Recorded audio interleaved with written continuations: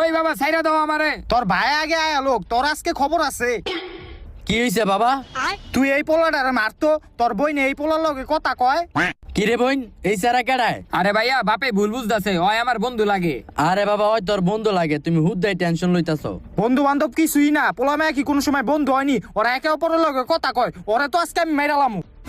আরে বাবা ছাড়ো তুমি, আরে আমিও তো একটা মাইয়ার লগে কথা কই, তখন তো তুমি কিছু কও না।